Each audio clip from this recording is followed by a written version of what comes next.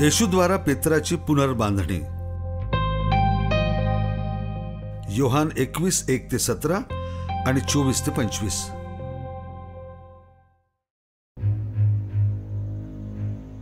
यानंतर तिर्बियाच्या समुद्राजवळ येशू शिष्यांना पुन्हा प्रकट झाले। ते या प्रकारे प्रकट झाले। शिमोन पेत्र, थोमा, दिदुम म्हटलेला, गालिलातील काना निवासी नथनियल, जब्दीचे मुलगे, त्यांच्या शिष्यापैकी दुसरे 2 जण हे एकत्र जमलेले असताना शिमोन पेत्र त्यांना म्हणाले, मी मासे धराव्यात जातो, आम्ही देखील तुझ्याबरोबर येतो। ते त्यांना म्हणाले। तेव्हा ते निघून मत्स्यात बसले, परंतु त्या रात्री त्यांना काहीच मिळालं नाही।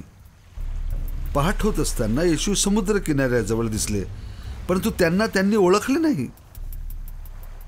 येशू त्यांना म्हणाले, मुलांनो, तुम्हाला काही मासे मिळालेत की नाही? त्यांनी त्यांना उत्तर दिले, नाही। यावर येशू त्यांना म्हणाले, नावेच्या उजव्या बाजूस जाळे टाका, म्हणजे तुम्हास मिळेल। त्यांनी जाळे टाकले, तेव्हा माशांचा घोळका लागल्यामुळे ते त्यांना ओढवेना। यावरून ज्या शिष्यांवर येशूची प्रीती होती तो पेत्राला म्हणाला, हे तर प्रभूच आहेत। तेव्हा शिमोन पेत्राने प्रभू आहे हे ऐकून आपला अंगरखा गुंडाळून समुद्रात उडी टाकली, कारण तो नग्न होता। दुसरे शिष्य माशांचे जाळे ओढीत होडीतून आले। ते किनाऱ्यापासून जवळपास सुमारे 200 हातावर दूर होते। मग किनाऱ्यावर उतरल्यानंतर त्यांनी कोळशाचा विस्तव आणि त्यावर घातलेली मासळी आणि भाकरी पाहिली। येशू त्यांना म्हणाले, तुम्ही इतक्यातच धरलेल्या मासोळीतून काहीतरी आणा।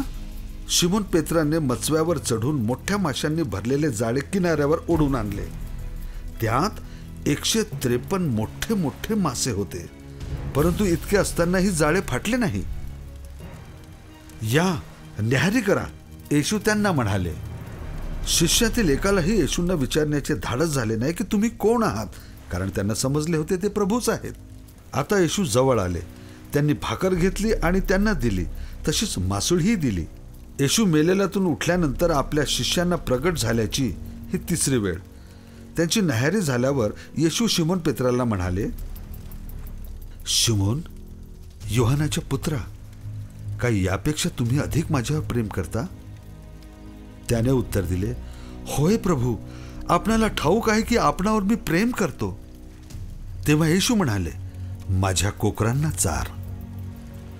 पुन्हा दुसऱ्यांदा येशू त्यांना म्हणाले, शिमोन, योहानाच्या पुत्रा, काय माझ्यावर प्रीती करतोस?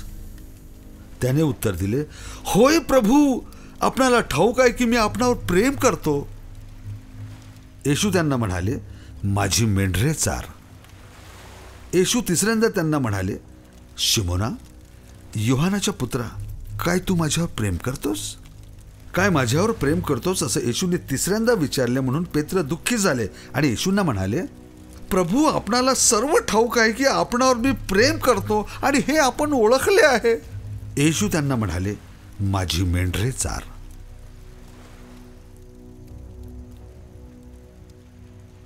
हा तो शिष्य आहे जो या गोष्टीविषयीची साक्ष देतो आणि ज्याने हे लिहिलं आहे आणि जो जाणतो की त्यांची ही साक्ष खरी आहे। येशूने केलेली दुसरी ही पुष्कळ कृत्य आहेत, जी सर्व एक एक लिहिली तर लिहिलेली पुस्तकं या जगात मावणार नाहीत।